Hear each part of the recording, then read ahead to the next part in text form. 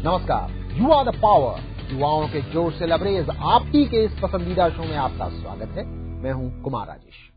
महज 19 साल की छोटी सी उम्र में दिल्ली के एक 5 सितारा होटल में एक छोटी सी नौकरी करने से अपने करियर की शुरुआत करने वाले एक जोशीले युवा ने महज 10-15 सालों के भीतर ही खुद को देश और दुनिया की एक जानी मानी मीडिया पर्सनैलिटी में तब्दील कर लिया।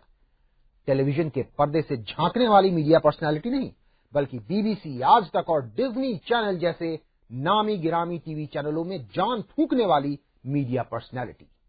मिलिए अमिताभ श्रीवास्तव से।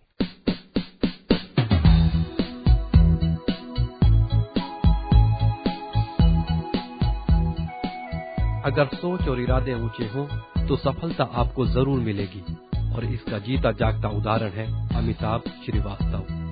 ताज होटल की एक छोटी सी नौकरी से करियर की शुरुआत करने वाले अमिताभ आज मीडिया जगत के जाने माने मार्केटिंग और डिस्ट्रीब्यूशन एक्सपर्ट माने जाते हैं।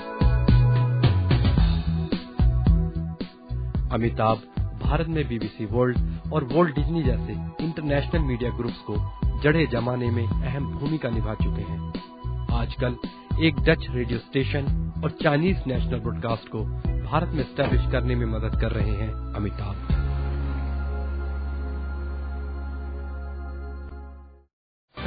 हमारे देश में कई टीवी चैनलों को जड़े जमाने में मदद करने के बाद आज इस दमदार युवा का काम भारत से लेकर चीन तक और चीन से लेकर हॉलैंड तक फैला हुआ है।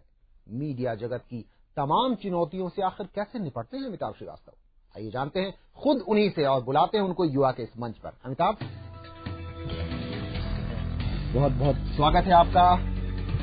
इतनी चुनौतीपूर्ण चीजों से आप जुड़े हुए हैं कि लोग जरूर बेताबी से इंतजार कर रहे होंगे कि आखिर कैसे क्या करते हैं मीडिया जगत में अमिताभ श्रीवास्तव। सबसे पहले, देश और दुनिया में इस वक्त मंदी छाई हुई है, इकोनॉमिक डिप्रेशन की बात हो रही है। शायद 50-60 सालों में दुनिया में ऐसी डिप्रेशन नहीं आई होगी, लेकिन हमें खबर मिली है कि इस मीडिया के पर्सनैलिटी के दुनिया में इन मंदी के दिनों में भी चांदी छाई हुई है। कैसे?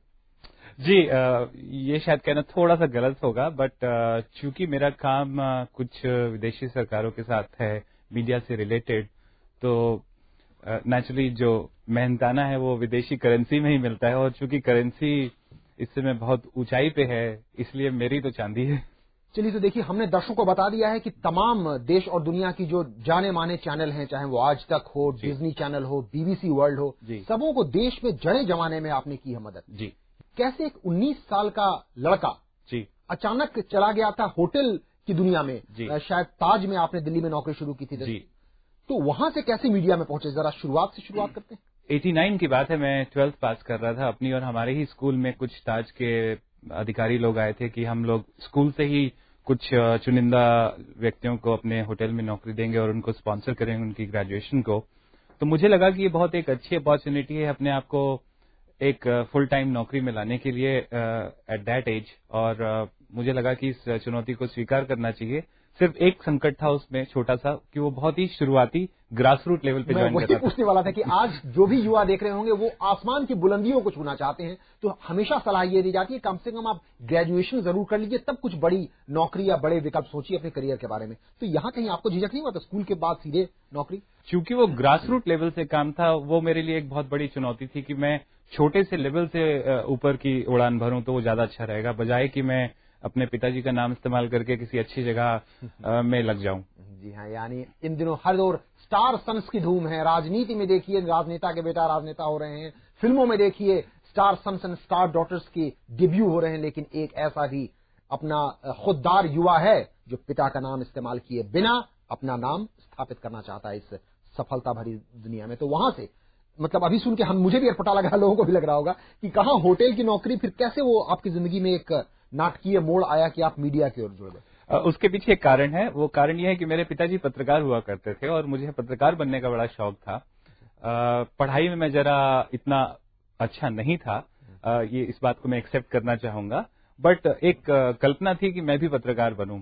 और मेरे पिताजी का खास आदेश था मेरे लिए कि फादर्स नेम के अलावा उनका नाम मैं कहीं और इस्तेमाल ना करूं।